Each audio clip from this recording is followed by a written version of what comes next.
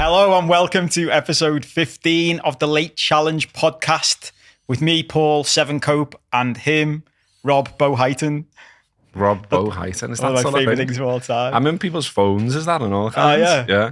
That's Mr. Boheighton. That's a little joke because Robbo's Twitter handle is @Robboheighton and people used to think it was @Rob Boheighton. Yeah, like my surname's Boheighton.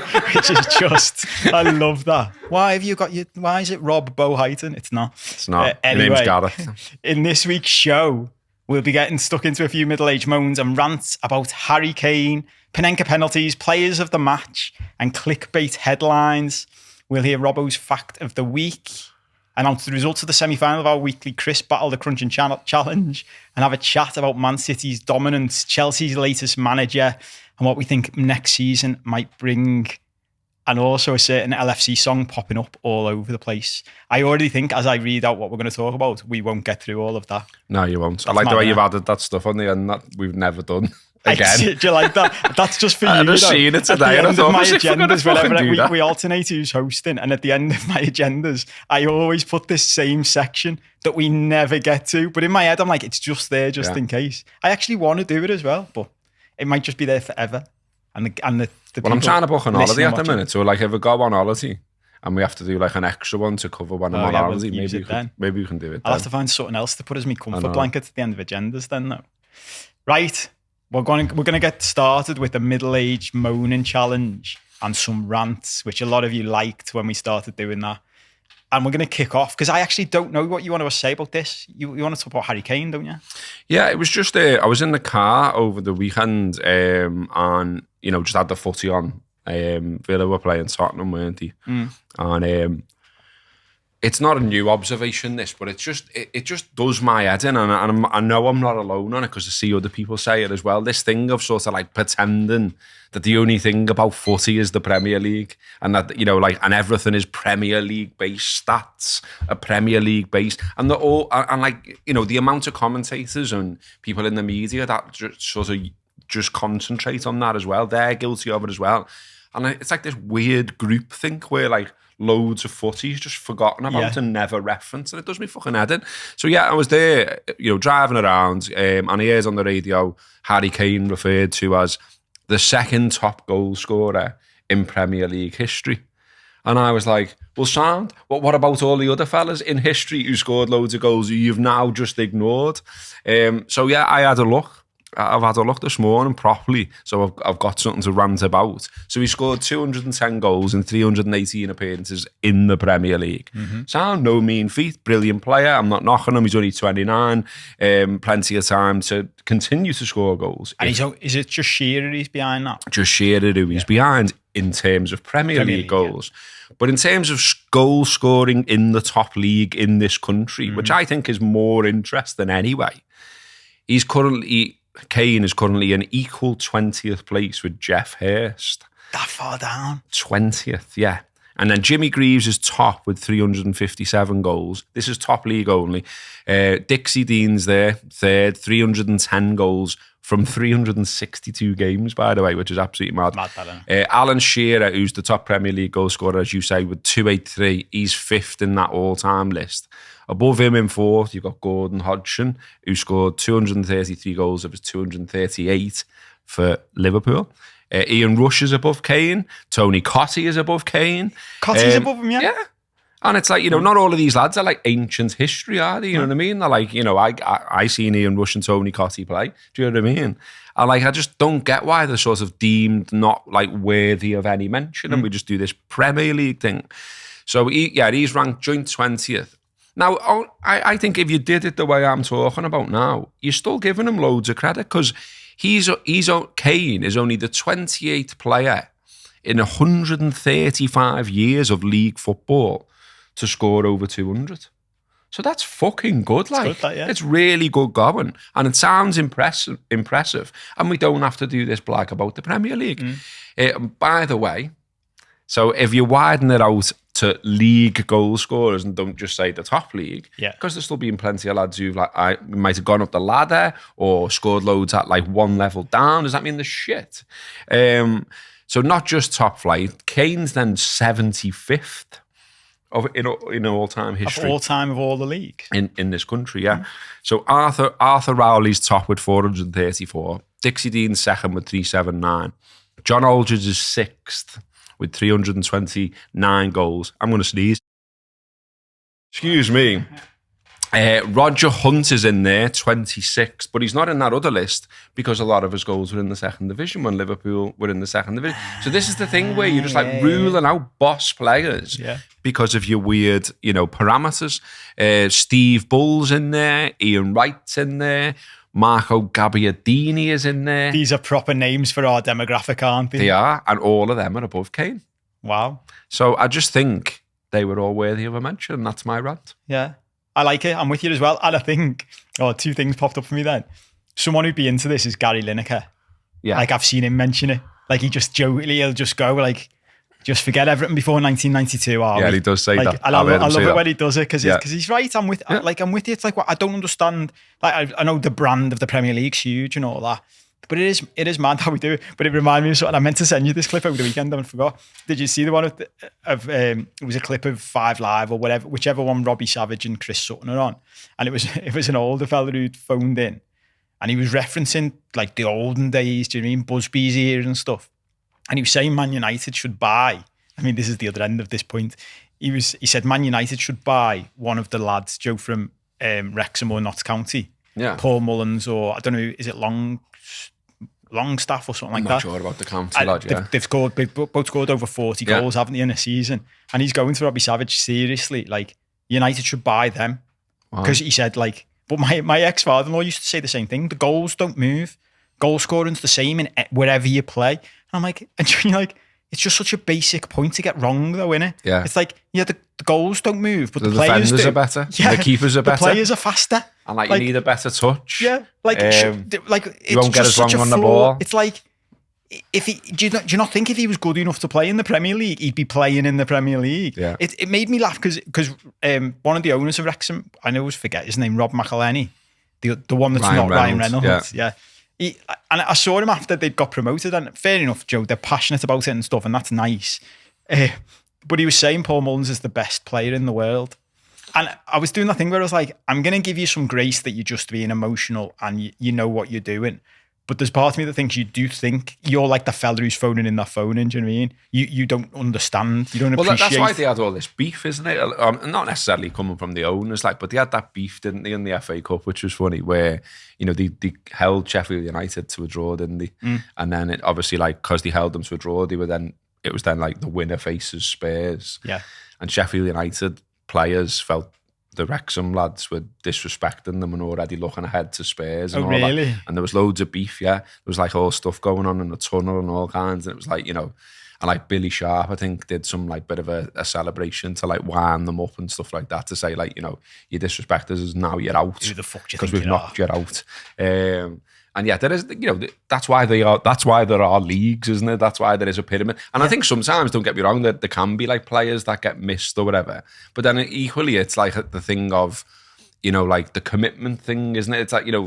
It's not, it doesn't seem as much now, but the third round of the FA Cup, when you used to have Postman scoring hat-tricks or whatever, and they'd be on Match of the Day, and it was great. Yeah. But you dig into the story and be like, well, why is he not further up the league?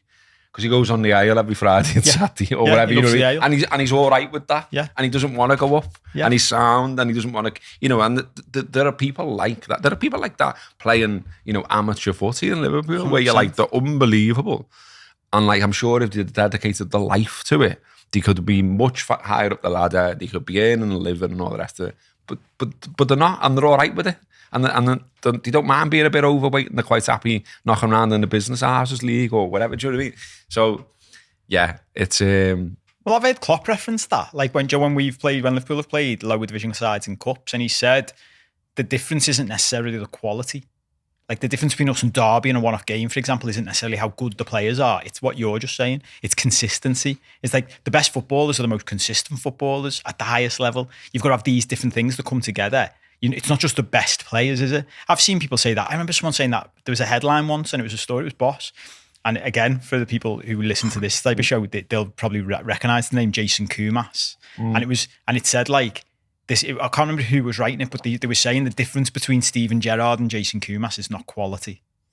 Like, that's not what the difference is It's between them. attitude, It's commitment. attitude and commitment Yeah. and all those Yeah, things. yeah, You know what I mean? And I remember, it's funny all this stuff that springs up. I remember someone asking Kenny Dalglish about Ross Barkley and saying to me he's better than Steven Gerrard at whatever age he was. And Kenny Dalglish just went to him, just come back in 10 years.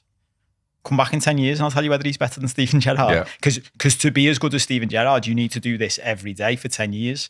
And guess what? He didn't, did he? I mean, I've always liked it where like it's almost like an unexpected talent, and I can feel a bit ala saying this, but like we've sort of pledged to be honest on this show, haven't we, and stuff like that. So fuck it.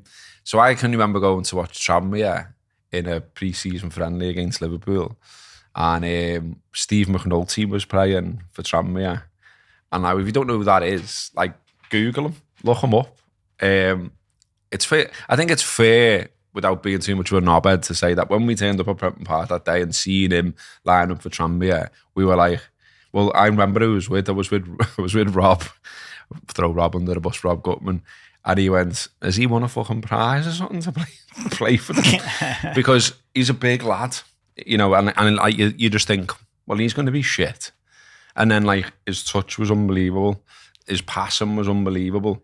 And like, you know what I mean? You were like, whoa, well, who's this fella then? And then you Googling him and he was at Liverpool and all this and blah, blah, blah. And like, I don't know all the backstory, but I think he was at Luton, he loved them there. And like, okay, he's ended up down the leagues, like, but he still made it as a pro. But this is dead interesting because this ties into my attitude of life these days, right? And it's somewhat funny someone mentioned this, replying to our subscribers show, but I often mention my whole life. So maybe we need to do like a backstory video each. Someone's messages about that. Yeah, that's what I mean. Saying so, like, what's this fucking old life? Did Was he a superhero? Or something? Yeah, I was thinking of all the stuff I'm going to say in that video now. Like, he used to be fucking Jason Bourne. Do you know what I mean? When I was in the CIA, but I can't talk about that. I forgot what I was going to say now, it'll come back to me. But yeah, I love all that. It was funny. I saw a kid I've mentioned my nephew playing academy footy, and I saw he was like literally a 12-year-old playing, and that's what he was like. And I was watching him. He was just unbelievable. And it's funny watching kids coming through academies and literally looking at each other and going, he'll make it and he'll make it. They just something stands out. And you've heard that over the years, haven't you? But when you're watching it even as a novice, do you mean I'm not a scout or a coach? And there was this kid, and I was chatting to him. He played for United, and he was in this tournament on a team against my nephew. And I got chatting to the two United coaches, and they just went to me, it's really sad, but he won't make it with us. And I went, why? And he went, they said his family background, and this is sad, he said his family background's bad. Like, he's overweight because his mum and dad take him to McDonald's all the time and the chippy, and we've had a word with them and all that, but it's not going to change. So the sad reality is he won't make it with us. But it ties into the point I was going to make, which is, this is the thing about, like, in my old life, it was like, you've got to be the best at everything, otherwise there's no point. And in this new world, I'm like, no, that's bullshit. Like, I've said this to my nephew, if you play for a second division team and you have a career till you're 35, 40 as a footballer and you earn 50 grand a year, that's a good life. It's brilliant. That's like, because what are you doing instead? You're going to go and be a plumber. Yeah. Well, you can still be a plumber when you're 40. You made a career out of footy. Exactly. You beat the odds. You play like, and I think this about the likes of Paul Mullins dropping down a couple of divisions. I've often thought that I would rather be. There's been players like this over the years, haven't there? Like, they'll play in the Championship, score 30 goals, get their team promoted, and then they stay down. They move to another Championship club. And I've always thought, good for you, because actually they'd rather be a 30 goal a year striker in the Championship than a 5 goal a year striker in the Premier League, because it's less fun. It's less fun doing that, isn't it? And when you can just realistically go, it, isn't that? Like, there's it's not just about like your ability with the ball, like type of thing. It's like, like, what are you like under pressure? Home life was mentioned there. How much dedication have you got? Don't we all know lads who were brilliant when you were a kid? And then as soon as it got to the age where you can go for a bevy or you can go to nightclubs or, girls are involved and all that kind of stuff, they're not that good at footy anymore. Yeah. Do you know what's funny about that? Me and me brother-in-law, so my nephew's dad, we've always been like that. He's been playing in academy since he was 4. And everyone else around is getting dead excited. We're like, he'll be a Premier League footballer, he'll be an international footballer. I mean, his dad have just always, because we know those stories, we've all seen those lads, we've always just gone, let's wait and see what happens when he's 16. Yeah. And now he's 15 coming up to 16. Now's the test. Yeah. Now's the do you want it? Because his mates have started drinking, his mates have started smoking, his mates have started going to parties. How much do you want to sacrifice that life? Exactly. And the reality is loads of them don't, like you say. And we've all seen that, haven't we, over the years? People be like, I always reference, and Gerrard's always the like reference point, isn't he? But people are like, oh, he was well better than Gerrard when he was 15. Well better, but he just loves ale. Well, you know, I like you with your old life, I always mention that from Aiton, don't I? So Joey Barton's from Aiton, and I know lads who were like, I was fucking better than Joey Barton. It's like, well, yeah, but Joey Barton's like played in the Premier League for a number of different clubs, made a career out of football. Now he's a manager, and okay, he's being in shit and all the rest of it. We all know about that side of him. But so why didn't you then? Yeah. Do you know what I mean? Or he just got lucky or whatever. It's like, well, it's a lot of luck that he's had, isn't it? Yeah. Well, you know what I mean? There must be something about him then, mustn't there? You know what I mean? It can't all be luck. I know lads who are like, oh, Joe, I'm funnier than like comedians and all that. And you're like, when have you ever got up on stage and done it? And like, never. And you're like, well, that's why you're not. That's why you're not. It doesn't matter. Like, I've heard Chris Rock say that. Like, he's got mates who like, I'm funnier than you. It's like, you've never even fucking stood up once and done a gig. Go ahead. Yeah. Go and do it. Go and put your balls on the fucking plate. I mean, you know, we talked the other week, didn't we, with the Aldridge thing and him saying, well, in fact, that was on a subscription show, wasn't it? But he talked about when I did that thing with him about luck. You know, he felt there was elements of luck, you know, being seen at the right time and scoring hat-tricks on Match of the Day and things like that. Yeah. You know, there is that element to it, isn't there? Like, with everything. Yeah, you know, getting a go. But in that same story, I always think this, like, you've got to put yourself in the position to be lucky. Yeah. Like, people aren't just going to come and I see this. I don't know how much you know about, like, or you're into, like, or have watched things about the law of attraction. And I've looked at it loads over the years and heard people talk about it. And loads of people think the law of attraction is like you just sit on your couch and like someone will come and wish in your own head that things will be good. It's not just knock on the door. And you're like, that's not how it works. Like, you've got to put yourself in a position to be lucky. So if you've never put yourself in that position, stop cry-arsing that someone else did. And there'll be loads of people who've done the same thing and didn't have that break. That is a different thing altogether. But you've got to put yourself in the position first. And that's what lads like Joey Barton do. Yeah, and keep going as well, isn't it? It's like, again, I'm sure loads of people know people, and this fits for them as well as it does people I know. But, like one knockback and they're like, okay, that's it then. And it's like, well, why didn't you keep going? Why didn't you go and have trials with someone else? Why didn't you keep playing? Why did you just go, oh no, that's it now? Yeah. Honestly, one of my favourite things, and this is like in the business world as well, one of my favourite movies is The Founder. Do you know about the McDonald's, Ray Kroc?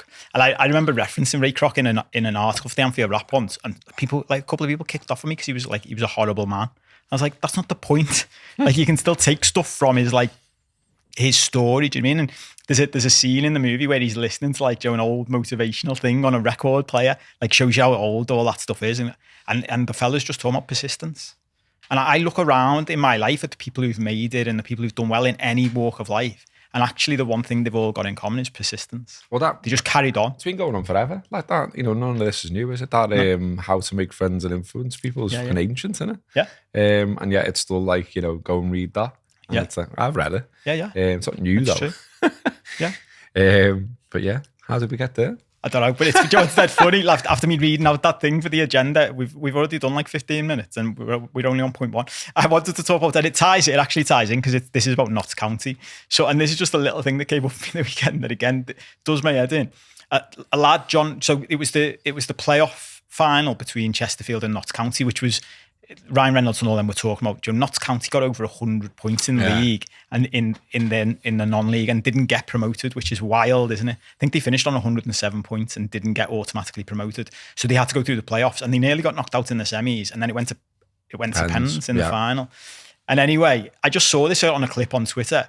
They had a player called John Bostock and he took a pen to win the shootout, and he did a Panenka. So for anyone who doesn't know what that is, it's the one where you run up and you just like dink it, and he hit the bar. So he missed, and they ended up winning anyway, so it doesn't matter, right? But it was the commentators' reactions to it that made me laugh, and it ties into this thing about life as well. Like, the commentator said, what was he thinking? And the commentator followed up with saying, I do not believe what I've just seen there. I cannot believe you've got a kick to go back into the Football League and you go and do something like that. And it just made me laugh because I thought, well, we all love it when people do a Panenka. There've been loads of people who've done Panenkas in high pressure situations and scored. And everyone's reaction's completely different. They don't go, I can't believe he's just done that. 'Cause it Fabinho goes did one, in. didn't he? Did he? He did, didn't Possibly. he? In the shootouts last year. Oh, maybe, yeah. I might have got that wrong, but there was definitely a Panenka in there. Penalties are generally high pressured, aren't they? And important. Okay, you might get one when you're 3-0 up in a league game. It doesn't matter as much. But often when people do Panenkas, it's important. It's an important pen. And when they go in, everyone goes, wasn't he cool? Wasn't he brave? But when they miss, it's not you're brave and you're cool. You're stupid. And I'm like, why? Just because the outcome's different. He could have blasted it over. What do you want? And it's funny this, because part of me goes, it just feels like you're taking the piss a bit, doesn't it? It feels like you're being a bit cocky. And it's like when players do flicks and stuff, and you're like, we love it when it comes off. So why can't we just go, yeah, he tried it and he missed? Yeah, I mean, I watched a thing, funnily enough, about penalties on the BBC over the weekend, like, those match of the day top 10 things that they do, which I think they're decent them. So it was about penalty takers. So they were going to various penalty takers in the Premier League era. And I mean, and obviously they got like Shearer and Lineker in the room on the show. Do you know what I mean? So they were talking about what they did in pressure situations, and I am surprised that I think the commentator thing's over the top what they've said, but that's fairly standard from a lot of commentators to go over the top and create like some kind of narrative from what they've just seen, but. Shearer and Lineker agreed with each other on this show I watched, where they were saying, in a really pressure situation, they go back to their tried and tested, like what they regarded to be their best penalty, what they practiced the most, even like the area of the goal that they'd aim for the most, that type of thing. So I'm surprised that, Bostock there goes, my top penalty in my locker is that. Do you know what I mean? Yeah, but that's the funny, is it? Because even as you were saying it, and don't get me wrong, there is a part of me, I think instinctively, we do have that reaction of like, why is he doing it Panenka? But what if that is his best penalty? Well, it might be. And I saw someone saying once, like statistically, the best chance you've got of scoring a penalty, Joe, if you just analyse all stats on all pens of all time, is to kick it down the middle. Because generally speaking, in a high pressure situation, the goalie dives. And it was funny, I saw... it might have been a Forest player, and he got asked on Sky, and I've never thought of this before, but it was interesting, because did you see the thing a couple of weeks ago of when Jordan Pickford saved Maddison's pen, and he had the thing on his water bottle, and they said to the Forest player, I think it might have been Gibbs White, do you study the keeper? Do you watch where the keeper generally dives? And he said, yeah. He said, we'd studied him, and we knew that like when he saves pens, he generally saves them like down to his right, whatever. So we went the other way. I'm really glad that Fabinho did do a Panenka. Have you just found it? Yeah. It was in the Carabao Cup final, yeah. Oh, nice. So there you go. So he's done it in a final and he scored. And everyone at the time would have gone, oh, that's cool. But do you remember Mo when after we played Watford, I think, and he went up to Ben Foster and said, because I think we were awarded a penalty, and then it was pulled by VAR. And at the final whistle, Ben Foster said on his podcast that Salah came up to him and went, "Where would you have dived?" Just so he knew that information. Like, oh, really? Because Foster was saying, like, I'm impressed that, like, A, he's got the cheek to ask it, and B, that, that's in his head. Yeah. Do you know what I mean? Like, he's that dedicated to scoring pens. He wants to know where the keeper thought he was going to go. Yeah. Do you know what I mean? I like that. Yeah. I like that. And we'll throw in one more of this because we're spending a lot of time on it, but I like it. So, and this one is, I know in the wider world, it's probably a controversial one, but I've been thinking about it all morning because making sure like my thought process is right about it. And I know we've already had people messaging about this, haven't we? When we talk about things early in the season. So I'm interested what you think. But loads of people are getting onto this, and I think it's one of those things people are afraid to say out loud. So, and as you said before, we said when we started the show, we will say stuff. The fact that they've changed man of the match to player of the match. And I think it gets, every time I hear it, it gets under my fucking skin. And I was thinking about it today because I was like, Joe, we've said earlier on in other shows, like that sitting around the table, the way decisions are made by people sitting around the table and going, that's a good idea. I was thinking about this and going, right, so in the wider world, it's like you're trying to not offend people, aren't they? We're trying to not offend people by cut because it's man of the match is offensive in an equality sense. And I was thinking, okay, but it's only men that play this game, isn't it? In the men's sport. Yeah. And it's only women who play the game in the women's sport. So So for that reason, it can be man of the match and woman of the match. It doesn't have to be player of the match. We're not mixing them. And then I thought, so what's the other reason? Like if any transgender people are playing, like we don't want to offend anyone who's transgender. And without even getting into a debate about transgender people in sports, then I thought, but if you're transgender and you're a woman who's become a man to play in the men's sport, you're a man. That's the point, isn't it? So you're even offending those people by saying it's player of the match. It just seems why isn't it just man of the match? I know. I don't really get the point in it. I've got to be honest with you. And you know, I just think like the women's games come on leaps and bounds, and you know you can see that from the weekend with the women's FA Cup final, and like you know there's 77,000 there and all the rest of it. Yeah, brilliant. Like, and you know, and whoever was the best player in that game should be woman of the match. It just feels unnecessary. It just feels like a step too far. It just feels like a thing that didn't need to change, and it's been crowbarred in for no particularly good reason. And yeah, there will be plenty of fellas probably our age going, well, there are saying, well, why is it that? Because it's men's footy, so it's a man of the match, and I don't understand why it's now player of the match. Have you seen like who's arsed? Do you know what I mean? This is my thing. Have you seen anyone explain it? Yeah, that's my point. Yeah, I know. And I haven't seen anyone explain it. Like, why have we done it though? Yeah, I mean, or loads of it. I just, you know, I don't get. I've got to be honest. I mean, I don't get why. Even like, you know, on some of the panels I see and things like that, it feels like, you know, it's now like you've got to have this many women and this many men. Like, just put the best ones on. Like, that's always been my thing. But, you know, like I've edited magazines or whatever and stuff that's coming. I'm not bothered who's written it. I want the good stuff. And I'm not really bothered about whether you're a woman or a man. Just if the stuff's good, I'll put it in the magazine then. And if the stuff's not that good, or if the stuff can wait, then it won't go in. And it'll go in another time maybe, or I'll send you it back and say, can you do it again? But it's got nothing to do with what you've got between your legs, you know what I mean? So, it's the... I hate to say the phrase, but, you know, it all feels a little bit PC gone mad, etc. Doesn't it? Do you know what I mean? Like, I don't get it. I don't know why we've got that. I don't know what the benefit of it is. I don't know who's made up that it's player of the match. Yeah, well, that is the thing for me, because I was thinking about that phrase and stuff, and I know people don't even like that phrase, but for me, it's just like, just someone come out and tell us why. Just tell us who are you trying to sort with this? Who are you trying to benefit?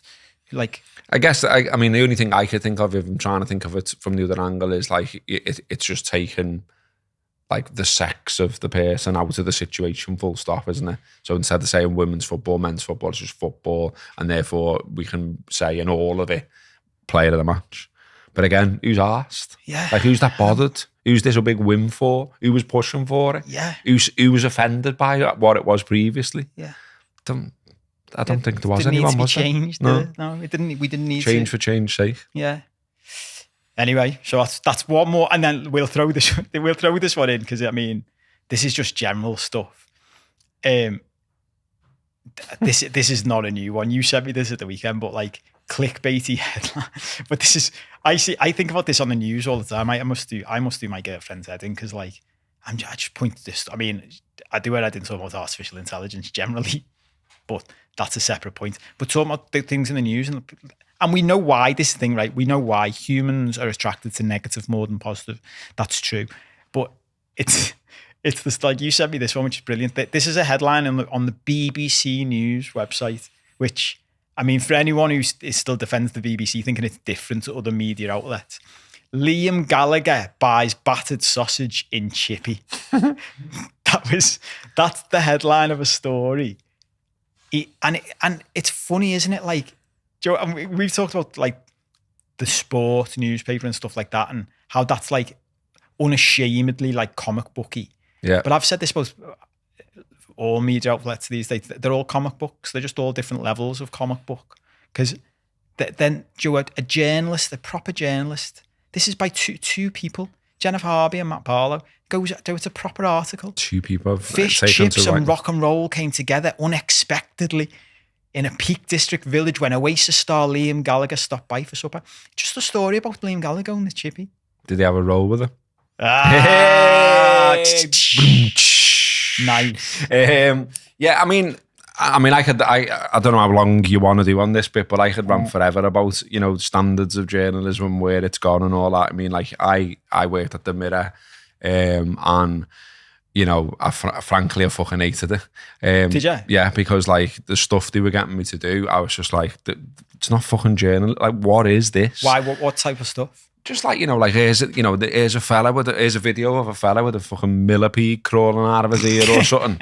And I'm like, Sam, anything about like, you know, things that matter. And you know what I mean? And like, they used to say like, you know, some of them used to, I knew sort of like, thought I was a bit, you know, old man shaking fist at cloud type thing. But then someone sent a letter in once and said, you know, because I said, the way I look at it is that the mirror's been going a long, long time. Like my nan and granddad always bought it, which meant that, you know, by proxy, I ended up reading it as well. And I quite liked it. And, you know, when my early days of like work and all that, I'd, you know, go out, get a butty, get a paper, read the paper as I was eating my dinner. I always got the mirror. And I just thought, you know, like putting all this shit on your website that is not news at the end of the day. It's just bullshit that you think might get shared online. You know, that's a drop in standards for me. Do you know what I mean? When you've got, or you did have a good name type of thing. And some fella wrote into that effect, like some half fella, and they were like, yeah, you'll enjoy this letter we've had and passed it over. And I said, see?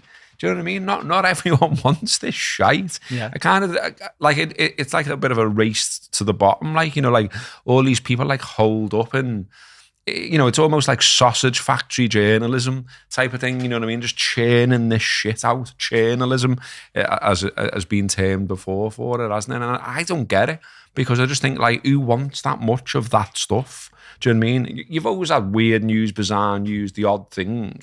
But like fucking Liam Gallagher eating a fucking sausage out of chippy, come on. Yeah. Like if Oasis are getting back together, sound, I want to hear about it. But like, I'm not arsed that he had a battered fucking sausage at the chippy in the Peak Dish.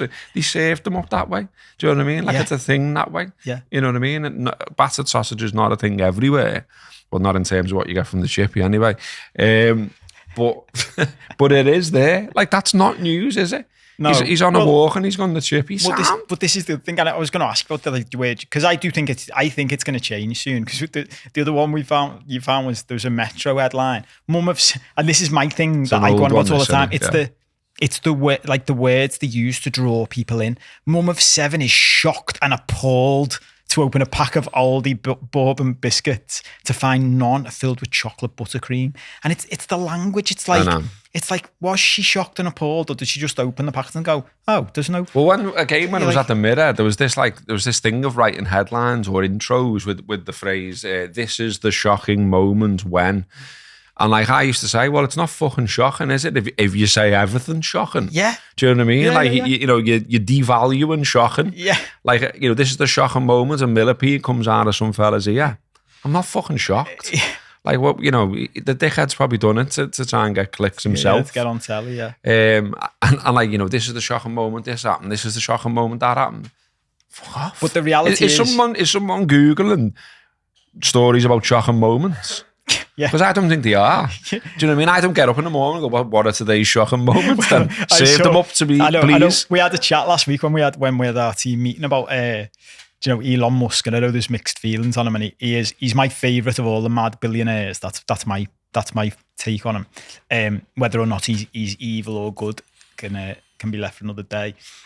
But I heard him say the other day, like, since he's bought Twitter, it was interesting watching an interview, and he said it's like every day the news is trying to answer the question, what's the worst thing that happened on the planet today? Yeah. And you're like, when you look at it like that, you're like, yeah, and that's mad, isn't it? We don't need to know the worst thing that happened on the planet today. We don't need to know what the most shocking thing that happened in the country today was. I think loads of people have railed against it. I mean, I haven't got like facts and figures in front of me to back it up, but just sort of anecdotally from what I've heard of people, a lot of people said, like, you know, they got sick of news during like the pandemic and things like that. And like they haven't gone back to it, basically, not to the same extent. They thought about how much of this am I consuming and how much do I need and what's the effect on my mental health. 100%. And I think, you know, a lot of people have sort of, you know, I mean, you know, I do it myself. Like, you know, I don't feel the need to have alerts on my phone about breaking news or whatever. As long as I like, in my head, if I check in like once a day and just have a general look about what's going on locally, what's going on nationally, that'll do for me.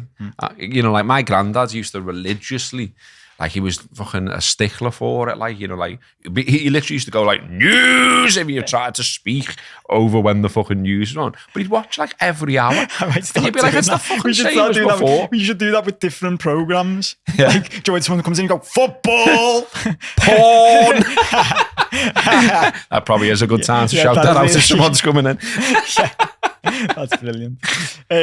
But it's funny because the mad thing about all this stuff is it is driven by, and I think it's mad that loads of people don't know this stuff. Like, it is driven by money. It is driven by capitalism, because why did the world go like that? Well, advertisers started to pay in the internet world for number of clicks. So like you would demonstrate to an advertiser that you got a lot of eyes on a piece, and then they would pay per click. So actually what you wanted to drive was people clicking into your page. And in these content factories that, you know, like I'm not a big fan of now, where like, you know, you've got people going in for a job in journalism and they don't ever pick the phone up, they don't go anywhere, they just sit there working to a list, and they have a thing on the wall. A lot of these places now showing them how various articles are doing, like almost trending. Like in a league table, like of, you know, oh, did you do that one about the millipede? Did you? Yeah, that's top of the thing there. Yeah. Get loads of clicks. But what's the value of it though? Like, are people going, oh, I'll keep coming back to the Mirror because they had that millipede story? They don't give a fuck. They just jump around from one thing to the other. And I think that's the point, and I think that's where we're going now. Is that it's run its course. Do you know what I mean? People are sick of it. Because you only have to once you've clicked on those articles enough to go, this is just shite, you stop clicking on them. And then all of a sudden advertisers realise that the number of clicks to a page doesn't actually equate to how many people buy your thing. There's loads I don't get about it. Like, maybe this is why I can't get a job, but like, like when I look at newspaper websites, various newspaper websites, I don't get why it's so hard to read the fucking story. Like, why are you delivering so many videos and pop-ups and all the rest of it, which is obviously driven by what you're saying, advertising and all that. I do get that bit of it, but why are you actually making it so hard when you're a newspaper, apparently, to read the fucking news? It's like it drives the amount of times I've given up, isn't it? And an echo thing, and there's loads of times I've given up. I want to read what it was, but that many things are popping up, and it's so difficult to fucking read. I'm going, fuck it. Do you know what I mean? But it's funny. What's mad about that is like you don't look at the pop-ups anyway, do you? No. It's not like you like them coming up. I've seen this about like good advertisers. Musk has said this about Twitter. Like, good adverts make you want to watch the advert. They make you want to read what's there. Yeah. All of this stuff is just shite, isn't it? You literally it does your head in. It's just landfill, and it's just like shit. It doesn't make you go, what's this thing stopping me reading what I want to read? Or them like really mad things along the bottom on loads of the news sites where like you wouldn't click them in a million years. Like blag news stories. Yeah. Like, what are they? And why are they there? Yeah, I like, it just devalues the whole thing. We should do a section on them, like some of the wildest ones that you see. Shite. Do you know my favourite one that's just popped into my head? Like, they always have this thing where it's like, you won't believe what X woman looks like now. Yeah. And you're like, I probably would. Yeah. Is she old now? Is she older than she used to be? Yeah. Remember Annalisa, our neighbours? She's older now. Yeah. Oh, right. She was on telly 30 years ago. Well, she looks 30 years older than she used to. Fucking really? Hell. Mad that, isn't That's mad, yeah. What a story. Anyway, we've done a good 40 minutes of just moaning and ranting there, which I like. I find it therapeutic, even if no one else likes it. For it. Wanted to say a quick thank you again we've launched our Patreon. Some of you will be onto this, some of you won't be. Those of you who've already subscribed, thank you so much. Like, we really appreciate support. We've done 2 subscribe episodes now. They've seemed to have gone down really well, don't they? Yeah. Thank you for those of you who've already backed us. As we've said, you're not only supporting the subscription show, you're supporting this show, because fundamentally we can't keep doing a free show if there isn't a business behind it at some point. So thank you for that. If you're interested in hearing more about the Patreon and you haven't jumped in yet, as we keep saying, there's no pressure to, but you can get involved for as little as £4 a month, which is £1 for the extra shows, or 50 pence per show if you consider you're backing this one. Just look at the links in the show notes of the YouTube, of the podcast, or go to our website and you can get all the details there. Want to do your fact of the week? Oh yeah, you ready for it? Ready? Yeah. Well, on this one then, so obviously we had Eurovision hosted by Liverpool. Yeah. Did you watch any of it? No. Oh, no, hang on. Yeah, it did. It was on for a bit. It was funny actually because we all went round to Debbie's his son is in a reality show called I Kissed a Boy. So we all went round to watch like the first couple of episodes of this reality show, all the family and like friends and all that. And then when we'd watch these 2 episodes, like Eurovision's on.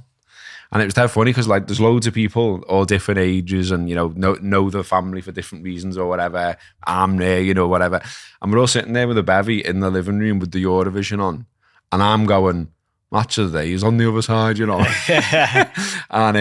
then I'm looking at, and then someone just went, does anyone want this on? Does anyone like this? Put your hands up if you're not asked. They're like, everyone put that. And I was like, that's mad. We've just watched like over half an hour of this. That's mental, and no one give a fuck. But no one wanted to be the one to say, I don't want to watch this. I'm not into this, Yeah. It's like, like loads of people are into it, and that's absolutely fine. I'm not, and that's also absolutely fine. So I haven't engaged with it. I didn't go to any of the stuff, but I made up, that it seems to have gone down well. People have talked positively about the city and the people and all that kind of stuff. Fantastic.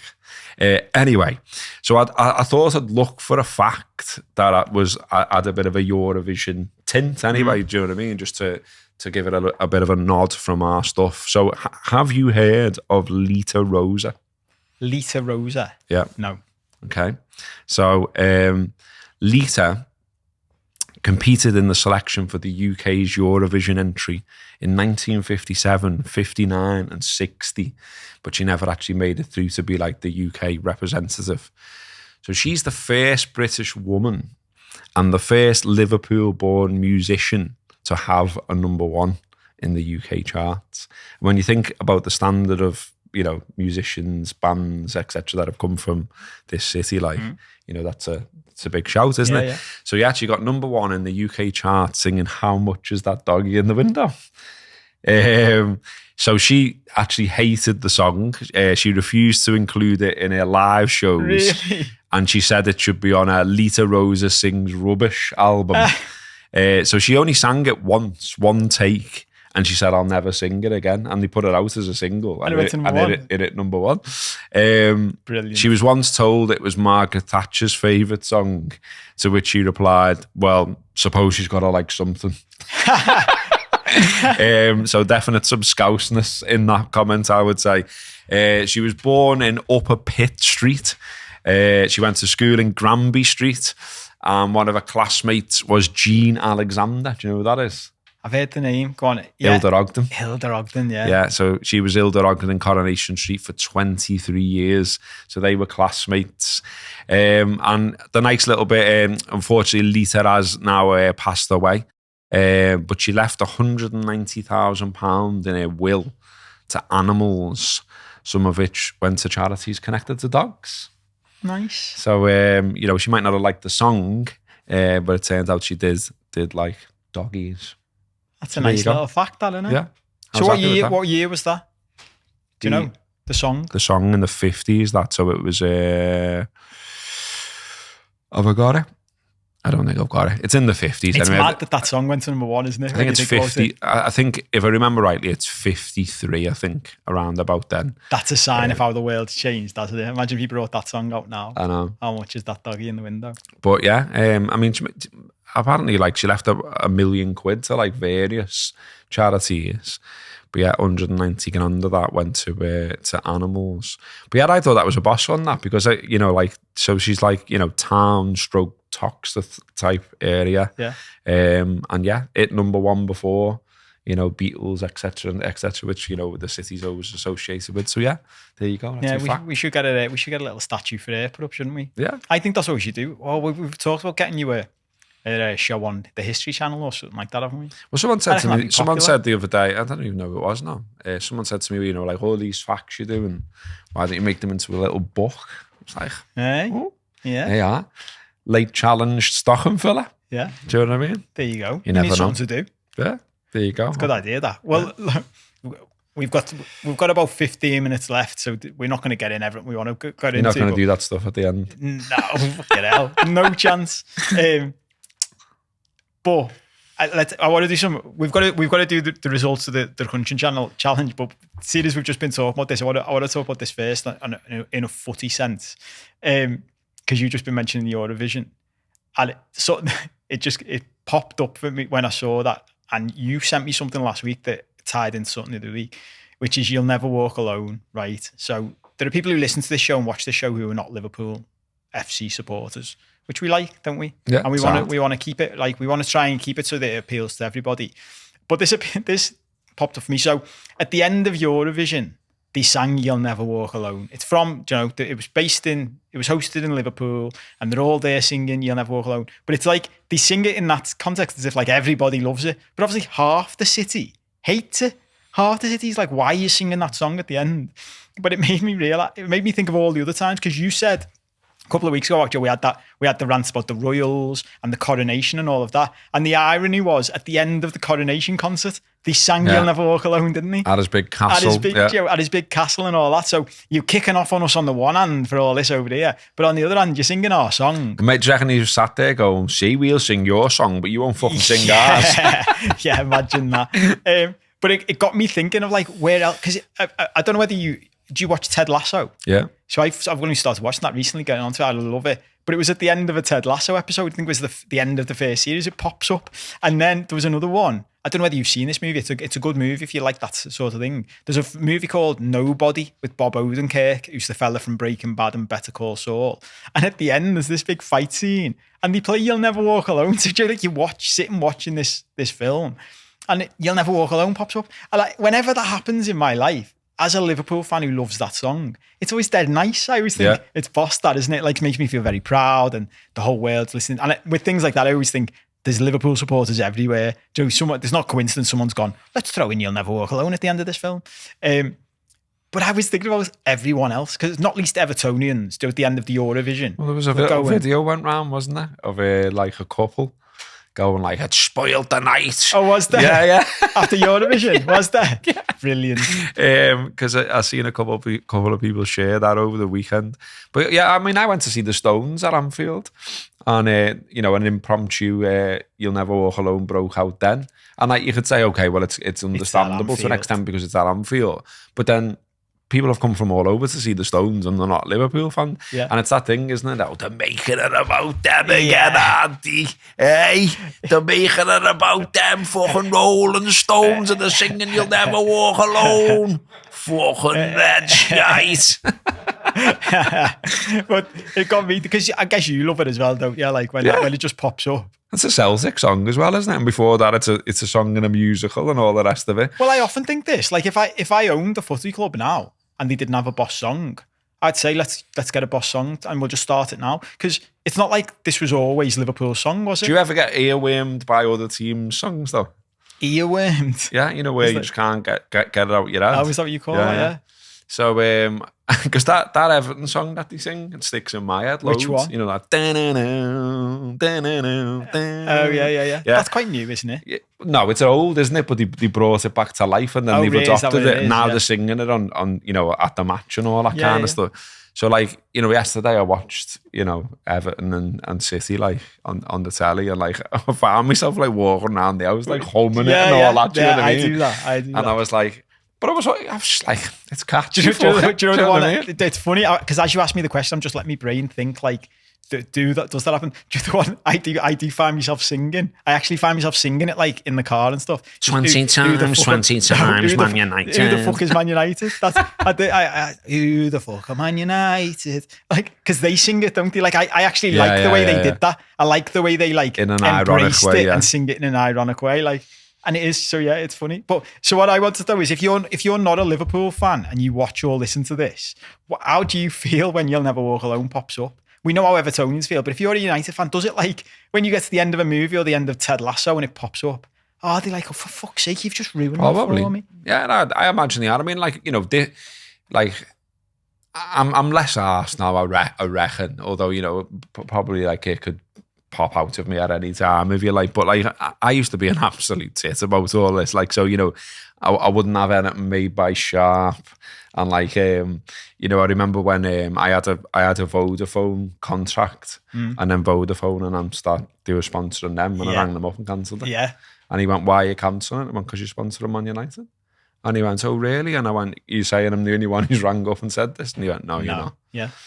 Well, I often think about things like that, like how much on a business case, because obviously people sit around the table making that decision. They've gone, "Oh, being associated with Man United will get us loads more business." But I wonder when they've reflected on it in hindsight, there are way more people who don't support Man United than do. And so I wonder what the balance is of like people who will actually cancel. Because I was the same. I would never have a Vodafone contract because I didn't have one. But then Joe was like, "Oh, maybe they're better." I was like, "No, I wouldn't have them." Same thing. Have you drank Chang? No. Shy said he. I had it at their ground. I had it when I was traveling before they became Everton. Yeah. And I was like, nah. But then I wouldn't drink Carlsberg either because that was shite back in the day. That's one though, isn't it? What stuff if you ended up swerving because of some like, you know, sporting hatred or whatever. Like another one, because United got associated with the New York Yankees, didn't he? So for years I wouldn't wear the Yankees baseball caps because they're common, aren't they? I just wouldn't wear one. And it got to a point where I was like, nah, I like them now, so I just got over it. So I mean, I think some of us mellow. I'm saying I've mellowed a bit, maybe not, but I'm saying I've mellowed a bit. Yeah. But it depends what it is, doesn't it? I often say this about life. Like, if it's easy to make a point, you will. And if it's not, you won't. The thing is, like I can get very controversial about all this, about people. I don't know whether I ever told you about this. Me and my girlfriend laugh about this all the time. Do you know people who like back big campaigns and stuff? And I watched this dead funny video, and it was people like marching for refugees, like to allow refugees in. And again, I don't give a shit what your view is on refugees, like whether you support it or not, or somewhere in the middle. There's all scales. It's a complicated topic. But this fella got a camera and a mic, and he walked through the crowd of all the people like basically campaigning, protesting, saying we should be letting more refugees in. And he was going up to them all saying, "Hi, I'm from the government, and we're looking for people who will house refugees. Would you let one stay in your house, please? Because Joe, you're here." And it was hilarious, like watching everyone squirm and go like, there was basically two answers. And it was just basically like, "Oh, I haven't got enough room in my house," or "I live in a rented house and my landlord wouldn't." And a couple of people went, "Yeah, I would." And they went, "Oh, sorry, I can't. My landlord wouldn't let me." And it was just dead funny watching like all these people who are allegedly like in favour of this stuff. And you're like, "Yeah, but you want one in your house?" And like, "Oh, I don't want one living with me." I hate that argument though. Like I've seen that online loads of times. Like, so like I think, you know, like if you're fleeing a war-torn country, I'd like to think our country can help you out. And that doesn't mean I want someone in my house. Do you know what I mean? Yeah. Like, no, I'm all right with that. I just think it's funny, like the contrast between those two things. I mean, you know, I try not to like let it affect me, but equally it does. So, you know, like when I end up like down rabbit holes reading stuff on social media or whatever, when there was all the fuss about Lineker, like, and you know, him being this apparent lefty, even though he's definitely shown other sides to his politics at times. I remember, you know, seeing comments underneath about, you know, like, "Well, why don't you fucking have someone at your house?" And he has, yeah. I remember you telling. And it was like, so that's where'd blown you go with that? That's fucked you up, blown you out the fucking water, then, hasn't it? Do you know what I mean? But this is my thing, right? I would like what you've just said. I'm fine with that. Like I would, and it obviously, I mean, people might have said that to that guy, and he was editing it for comic effect, obviously, because it was funny. But I'd have much rather those people that had just gone, no, I think the country should help refugees, but I don't want someone living in my house. Do you know what I mean? Yeah. That's not what I'm here to do, and that's all right. But it was the way everyone was squirming and going like, "Oh, I would, but Joe, I haven't got a spare room," you're like, all right. But yeah, I'm with you generally. Like I don't, and this is my thing about nuance. Like it doesn't have to be black or white. Do you know what I mean? You're right. The internet's shit for nuance, though, isn't it? Oh, the modern world is shit for nuance, isn't it? Yeah. But it ties into the clickbaity stuff, doesn't it? It's like, I used to say this about Brexit, like the problem with the Brexit argument, and I said from the start that, whatever side you're on, the Brexit argument was well better to leave than to stay, because the Leave campaign could put on the side of a bus what their thing was. Even if it was bullshit and all the rest of it, it could fit on the side of a bus. Well, that is appealing to people. When your counter argument is, right, well, just give me 20 minutes and I'll explain to you why. It's like you've lost. Yeah. Do you know what I mean? That's the world we live in. I was saying at the time, you've got to get the Remain campaign with a slogan that fits on the side of a bus, because otherwise you're fucked, because it's attention. We've got low levels of attention. Well, going on when you were saying about media before, like I actually think one of the like good, a good bit of media, I think anyway, is the newspaper. I think was a good idea. Yeah. Because everything's bite-sized in it, do you know what I mean? And it's like, it's perfect if you're just like on a commute and you want a quick thing to read. It still has bigger reads in it, but it has like a lot of stuff just summing up, like what's happened and like really bite-sized. And I think that was acknowledging that attention spans have gone down, and yet also acknowledging some people will still want to read things in print, or they might go under a tunnel and you can't look at your phone for a bit and you want to paper to back, whatever. Yeah. So I thought that was actually quite good. Yeah, I think you're right. Well, it'd be interesting. I think it'll be interesting to see where media goes now, and like how much people just gravitate towards something that's more balanced. People like listening to the nuance and all that sort of stuff. And anyway, if that happens, any jobs? Yeah. And we haven't got much time left, so we're not gonna talk at all about Man City and the Premier League and all that stuff. We'll do that on another day. We need to talk about the Crunching Challenge, so we'll wrap up with that. And the semi-finals went how we might have expected, given the Monster Munch powerhouse machine. Despite some support for knickknacks, Steve Mason said boomers voting for Pickled Onion Monster Munch when the knickknacks are clearly better. Shocking. Belinda said 100% finger-licking nonce. I don't think she was talking about Steve when she said that. So we had, in the semi-finals, we had Flaming Hot Monster Munch versus Salt and Vinegar Squares.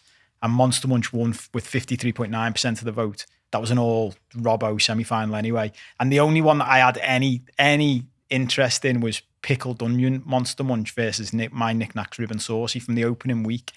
They were my only hope, but Knickknacks got smashed. So Monster Munch won with 65.2% of the vote, which means if you're watching on YouTube, Robbo's just been holding up the coasters that we were very kindly sent into us the other week. I've already given him the two winner ones because we've got an all Robbo and an all Monster Munch final. We've got Flaming Hot Monster Munch versus Pickled Onion Monster Munch to see who is the ultimate winner of the first Crunching Challenge. As ever, though, there's fume about everything, isn't there? The two maize-based snacks in the final. We had that, yeah. Not real crisps and all that. Yeah, had all that. I still haven't found out, what this QR code is on the back. Does it work? Oh yeah, have a look. I think it's porn. It's leading to Instagram. I presume. Oh, look at that. Off-world colonies, craft page for film-related stuff, mostly Blade Runner shit. Enjoy.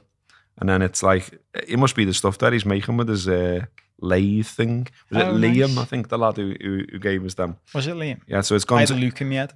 It's gone to his Instagram anyway. Oh, so nice. There you go. Well, maybe well in, lads. Let's share that for him as little hit for you there. Yeah, as a thank you. So yeah, Robbo's guaranteed a win. So we'll put the vote up this week just to see which crisps win. Well, it, or on this, by the way, snap. someone said they want a third, fourth place playoff as well.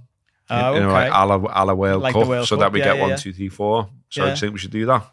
Yeah, so it would be Knickknacks Ribbon Saucy versus Salt and Vinegar Squares in the playoff. I still can't understand any love for them Knickknacks. They're fucking rank.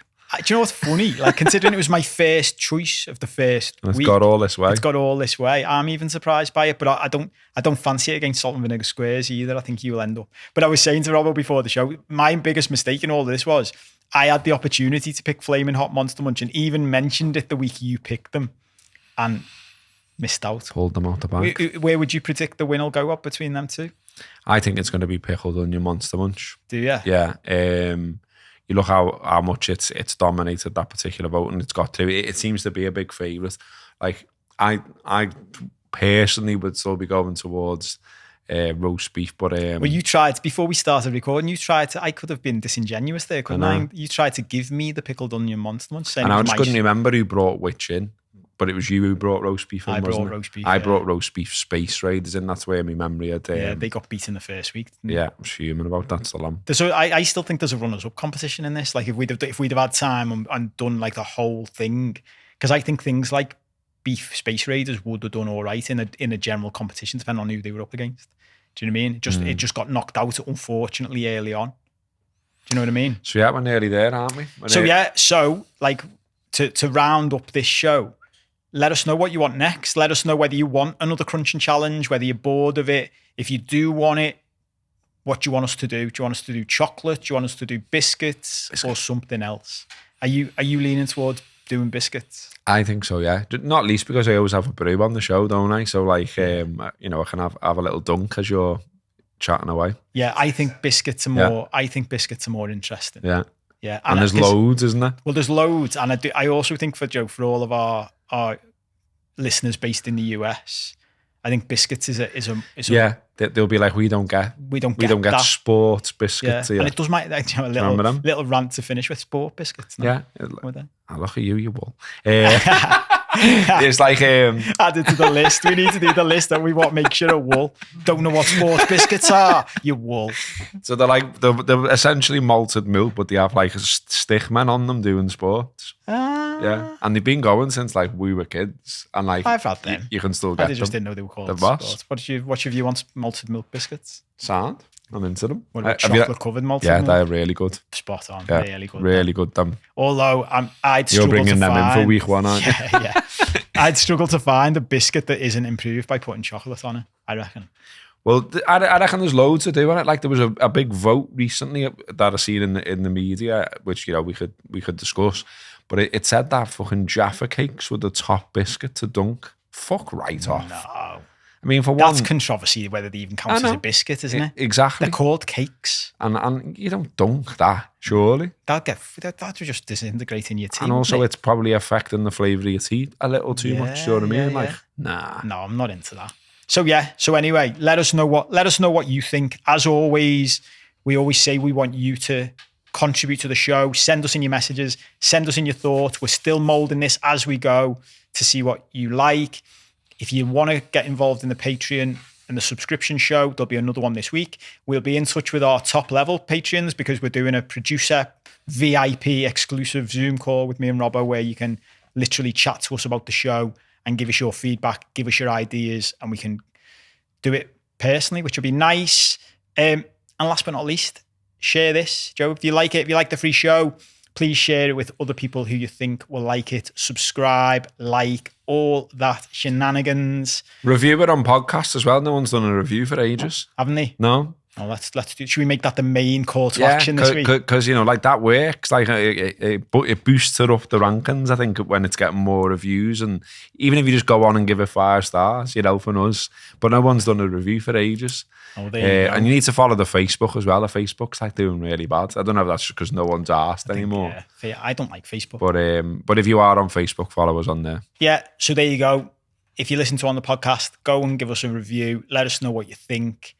Just say it's boss. That's the easiest thing, innit? Yeah. That's it. See you next time.